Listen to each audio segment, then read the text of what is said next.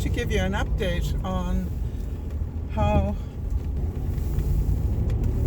doing things one step at a time really has helped. The first thing I did was I decided that every day now I need to pack a minimum of 2 boxes and preferably more. But I don't go to bed until I've packed at least 2 more boxes. And at the moment I'm working on the craft room, and I've done quite a bit of work in there already. I thought I'd let you know that between doing the shed, which some of you will have seen the video on that, between doing the shed and doing the craft room, so far I've lost 3 pounds. And the reason is because when you're packing, you are moving all the time. And what I do to make sure that I keep the energy up is I actually turn my fitness tracker on for the time that I'm packing.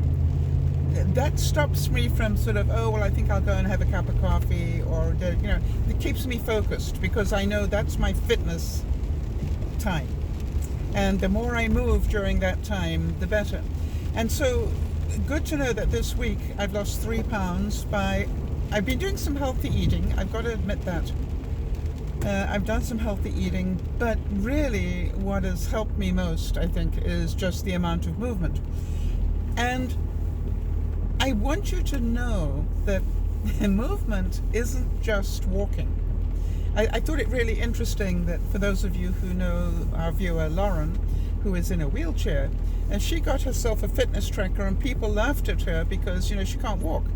What do you get a fitness tracker for? And I said to her, it's about movement. It's not about walking. It's about movement. It will track how much you move. And guess what? The first day that she wore it, she found out that she moved the equivalent of 2,000 steps by wheeling or doing whatever she does, stretching down to pick up things or doing whatever. So she does have a way to check her mobility, be that she cannot walk, and that's the important thing. So I encourage you all to think about that. Don't think about exercise, especially if you're in the middle of winter and you don't want to go out in the snow or whatever. Think about movement. Do your spring cleaning in the winter. Why? Because between now and spring, you could have your whole place clean. You could empty out drawers, you could clean out your closet, you could do any of those things, and it would be exercise. And if you've got a fitness watch or a smartphone that has a fitness application on it, literally carry your smartphone with you while you're doing it to see how many steps you put in.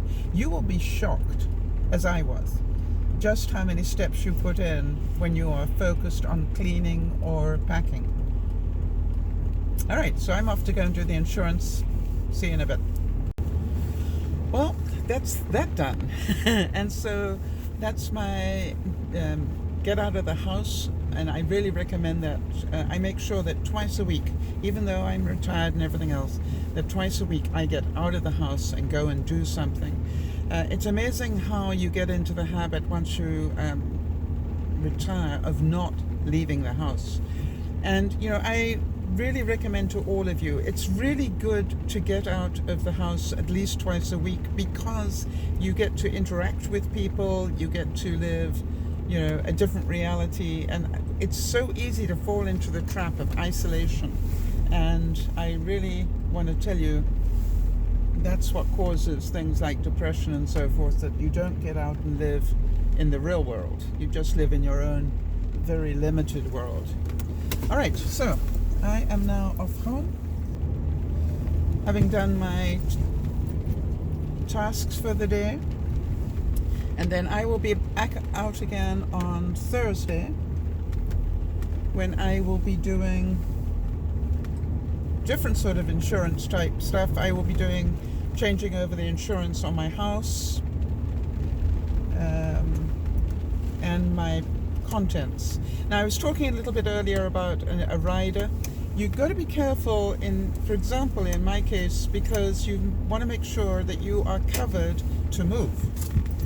Now, obviously, your moving company, if you're using one, will have one sort of insurance, but they charge you for that.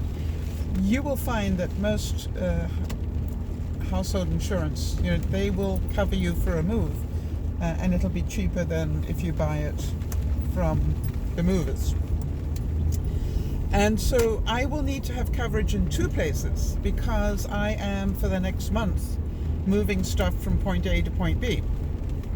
So I will need to have both properties covered for my contents. Now that's a little bit of an extra cost, but for the sake of what I'm doing, worth it. As you can probably tell, everything that I have planned, I've planned for the minimum amount of stress possible. Every task that I know needs to be done, I ask myself, how do I do this with the minimum amount of stress? And sometimes the most effective way to do it is actually one that's going to cost you money, but then you ask yourself, is it worth it to have that amount of stress reduced? Makes sense. In other words, I could have called on my family and friends, of which I don't have that many because I don't have family, to come and help me move, and have to rent a truck and do this and know that half of them are not going to pitch up on the day. No. To me, it's not worth it. It's like hire somebody to come in and do it and know that they're going to be there. And if they damage anything, that, you're covered. So, good day. Don't know how many steps I've done at the moment, but I still got more to do because I haven't started my packing day yet. I've just done my admin part of the day.